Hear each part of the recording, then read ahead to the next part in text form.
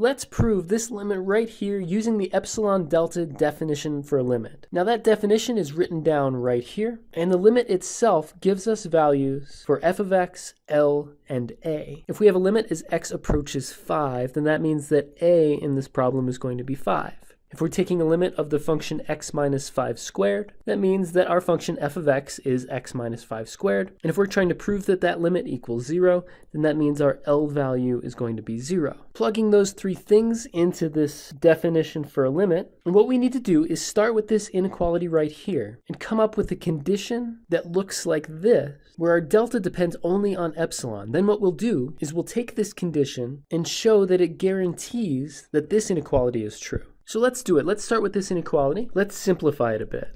If we're squaring x minus 5, then we don't need these absolute values because that thing is always going to be positive anyway. Now if we take a square root of the left side of this inequality, recall that the square root of a square is the absolute value. And if we take the square root of the right side, we get the square root of epsilon. Now I'll put up a link that refers you back to an explanation of the concept of this epsilon delta definition. And if you haven't watched that yet, I would definitely do it because I'm going to refer to it now. Otherwise I'm going to sound like a crazy person. But this condition here is what the queen is requiring of us. And we've rewritten that condition down here. This is our requirement. This inequality here is what we can control. We can choose delta to be anything that we want. So what delta can we choose in this inequality to guarantee that this inequality is going to be true? Well, if we choose delta equals the square root of epsilon, then the inequality that we can control turns into this right here, and this is exactly what the queen is demanding of us. So this is the appropriate choice for our delta given whatever epsilon the queen gives us. Now, based on the work that we did above, if we assume that this inequality is true, then that guarantees that this inequality is going to be true, and our problem is finished, and we have proven that this limit right here is true.